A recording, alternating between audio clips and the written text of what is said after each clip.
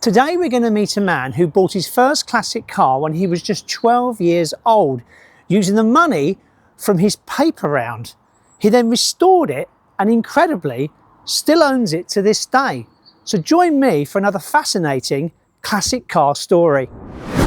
The Singer Junior was produced in 1926 and it sold very well.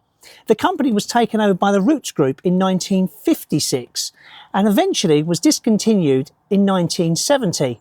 But it was in 1974 that a young lad spotted this car abandoned in the back of a garden next to his friend's house.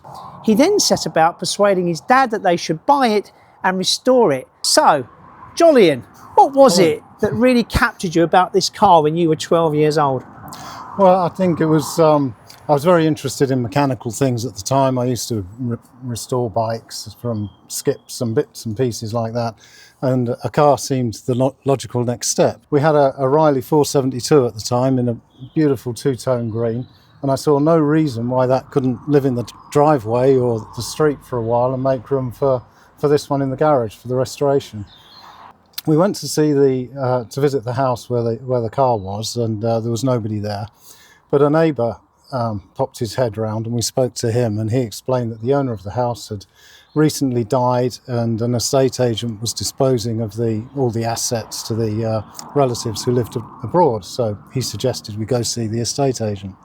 So a few days later, after school, I went to see the estate agent, told him about the car, and he knew of the house, obviously, and I asked if I could buy it. And he said he'd get it valued and get back to me. So I pestered the poor guy probably once a week for the next couple of months, and finally he gave in and he said, yeah, it's scrap and you can have it. So we settled on a £2 donation to cancer research, which I paid for from my paper round money. I'd got all the loose bits, mainly in a pushcart in the bits and pieces we trundled round.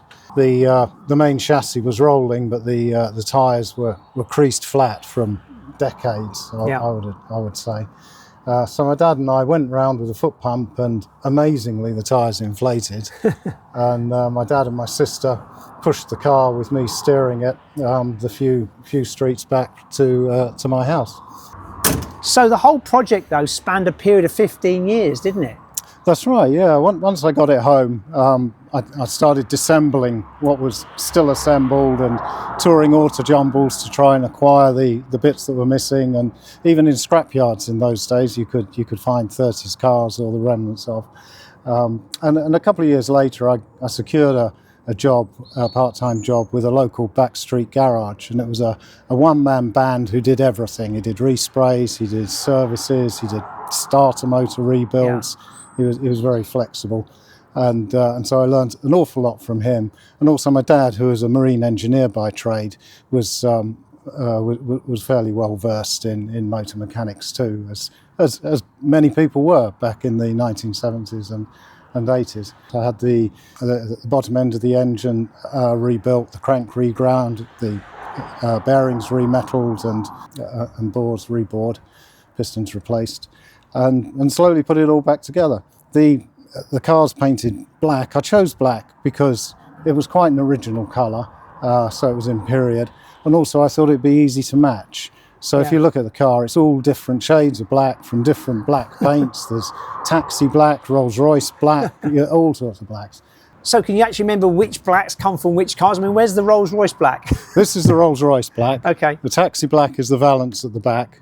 Because this car evolved from the Singer Porlock, didn't it? Tell us that story. Yeah, so the Singer Porlock was a Singer Junior-based two-seater with a boat tail body. Yeah. And it famously made 100 ascents of the Porlock Hill back in 1928.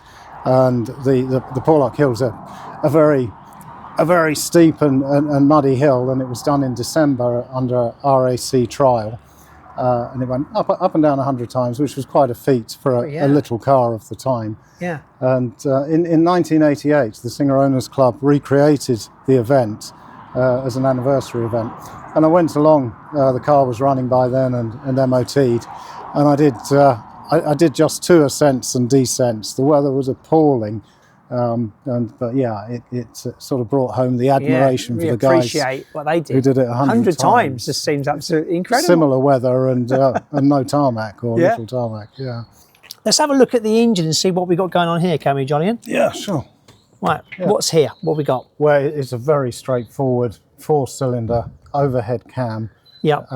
It's quite a long stroke engine, which was quite typical in the day as a result of the way they taxed the cars at the time. Yeah. It's 972cc, so just under a litre. What else? The fuel pump is an autovac. Right. So that runs off the vacuum on the inlet manifold, and it works very reliably actually, and provided you keep it primed, it will start first pull in the morning. Yeah. There's an interesting connection with Singer and Aston Martin as well, isn't there? Because Lionel Martin, he bought a Singer 10, he powered up the engine so it would go from 40 to 70 miles an hour, then raced the car at Aston Hill Climb, and the company became Aston Martin. That's right, yeah. Not a lot of people know that. Yeah, so this is a distant cousin of an Aston Martin. Yes. Exciting, isn't it?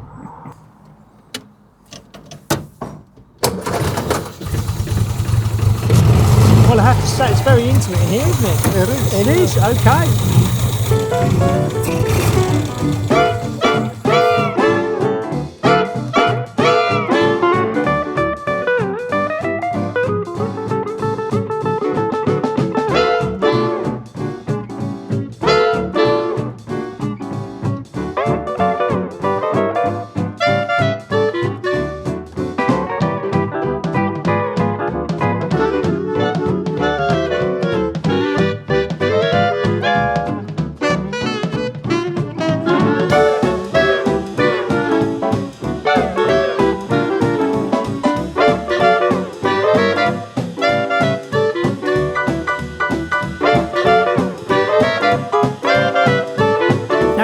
Might be familiar with the clunk test on the channel. Yep. So this is where we close the door and see how well it closes on a single push of the door.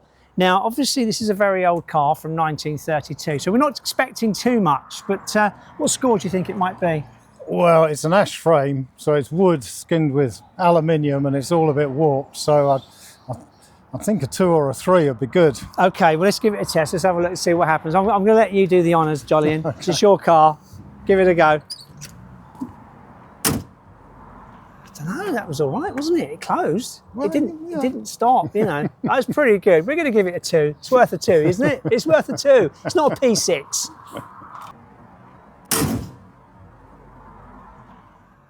Let me know what you think of the Singer from 1932. Leave your messages in the comments below. Don't forget to like, to share, and as always, make sure you subscribe, hit the bell button so you never miss an episode. But if you like classic car stories, then stay tuned and watch these videos.